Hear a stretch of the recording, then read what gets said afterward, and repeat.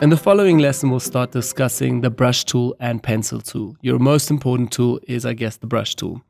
All right, let's select the brush tool. Right away, you see the option menu changes again. And right at the front here, we already have, again, size and hardness and a few presets here from the brush. Again, I'm going to stick just with the third one and show you guys in a moment the brush presets as well, which are right over here. Let's actually just move our canvas a bit to the side. And you guys get to see the brush here already. More about that in a minute. Let's also talk about this. These are, again, blending options, different blending options to work with while you're working in the brush, so it only affects the brush right now, not the whole layer. Then as well, the opacity of the brush. Again, something here for airbrush too, and this one too, working with airbrush, but this is not so important for you right now. And the flow over here also to just change the hardness a bit. And then also pen pressure sensitivity here. If you don't work with a Wacom Intuos 5 Pro tablet, then this is also not too important. Once you start working with this, then you have to have a consistent pen pressure or not. But more about that in the Wacom class. All right, let's zoom in a little bit. And let's also get over here to just our brush preset. So first of all, under the brush, I would right away go here to brush preset. It's pretty much the same like this. Just select brush preset. And now under the brush preset, you can right away see what these different brushes do. So when you have a hard select, just like so, when I paint now, it will just be very hard. If I have this selected, I can also then paint hard and smooth again. But this has something to do with pen pressure sensitivity again. Also over here, a very soft feathered brush. And if we select this one, you can be very creative with this. So a few different brushes give you different effects. Okay, so you understand that already. Let's move back to our third one here and also go back to the brush. So over here, you can now tweak the brush tip shape a little bit. Basically meaning you can adjust this. Also over here, you have again another palette. So basically this means over here you have a few more options where you can change your tip a little bit. So let's go to shape dynamics. And first of all, under the jitter, you can see if I move this, it gets very weird down here. Let's actually go and select a solid brush. Show it to you guys a bit easier. So let's select the shape dynamics, and right away with the jitter, I can create a really old worm. And if I paint now, it will have a very weird effect. The same goes again. Let's just go a step back. I quickly will create a new layer so we can paint a bit more. Okay, so this is what it looks just like this. And I can maybe take the jitter up again. And also I can play here with the angle jitter. And there are a few more options as well. We can go to scattering, basically scatter it like this. If we paint, it will scatter like this. And always remember, it will also use the same color as you have chosen with your foreground color. So say for instance, if we quickly go back, take the eyedropper tool and select here a purple, then we have right away a foreground color with purple. Now we go back to the brush, and if we paint, we'll paint with purple. So just remember that your foreground color is always the color that you will paint with.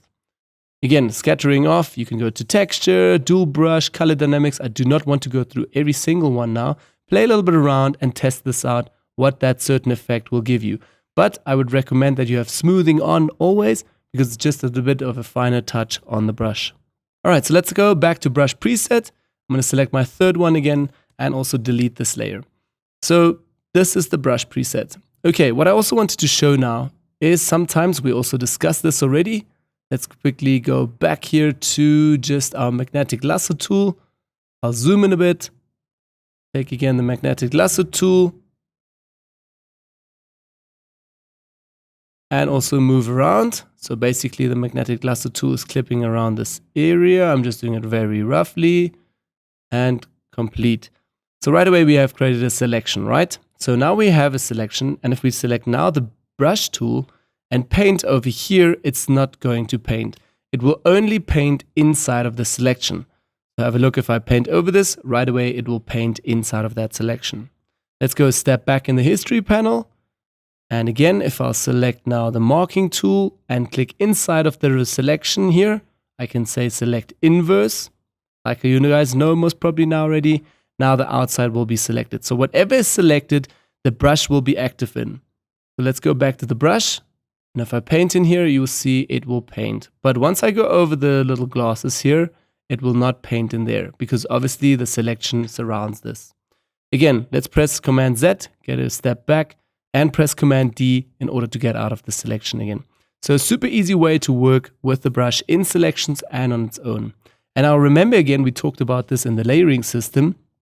Say for instance, if we duplicate this layer again, and over here we have a mask, and now we want to brush with the mask, or we want to mask something out, we first of all go in and create a selection.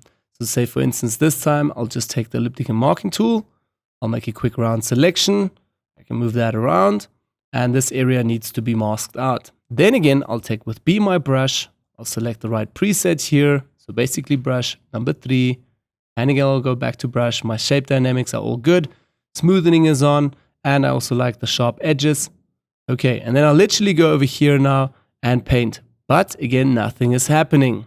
Why? Because we're already again painting with a white foreground color on a white layer. Remember, we needed to have a black background layer in order to hide. Obviously I'll turn this layer off, and now when I paint, you will right away see that we have a transparent background again from Photoshop. So everything that has been hidden now has been happened through the brush. So you can use the brush as well to paint and to work on your images. Again, you want to brush that back in, or you want to do it freehand, and you can also do so now. As well, you guys can see the brush is currently feathered.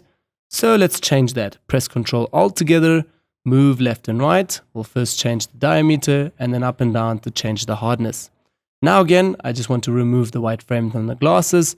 So I'll slowly paint over here and with my edge slowly go around. So it's kind of like a drawing. You can remove things here, but it's currently on a mask. Just remember that. If I switch with X again, it obviously means white, so we're revealing again, and you can brush again things back in. And the same goes for again working just on a normal layer if you want to work with paint or brush something in. Say for instance, I wanted to just quickly brush in something here on the hair. Now I'll go back and select with my eyedropper tool just the color. Okay, I'm working on a mask. That's why it's just selecting white everywhere. So maybe let's press delete here, right click, delete layer mask, select layer number 1. Okay, purple over here. I'll select the brush. This time I'm also going to change the opacity, say like a 40% or so. For this, another shortcut here, you can also press the numbers on the keyboard. So if you press 4, it right away switches to 40%. Let's say for instance 2, 20%. Let's say for instance 8, we'll set it up to 80%. But for now, I just want to work with 20% and show you guys again another effect. B for the brush, Control Alt together, move left and right, change your diameter a little bit, or up and down the hardness again. One more small trick here, if you don't want to press Control and Alt together and move left and right, you can also use the opening brackets in order to make your brush a bit smaller, or again the closing brackets again to make it bigger. Again, a few keyboard shortcuts here. Now I've selected the purple color, again 20% opacity on the same layer, and I'm literally just brushing on here to give this a bit more of an effect. Not the right way to do it, but just showing you guys some people also do this, or one can also do this obviously with a brush. Again, I would do this on a mask because you're brushing over the yellow as well. But just showing you guys again what you could do with the brush.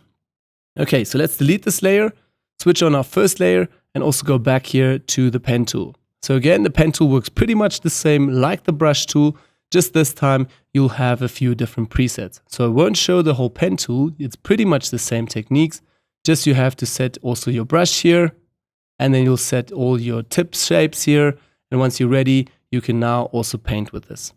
Let's zoom in a little bit closer, so you guys can see it a bit better. And right away, I have the pen tool here selected, and I can now draw with this and create lines and certain things. For retouching purposes, we do not use this so much. Maybe for design a little bit. Okay, let's zoom out a little bit again.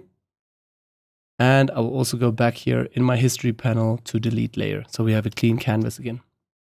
Okay, so that's basically it for the brush and also for the pencil tool.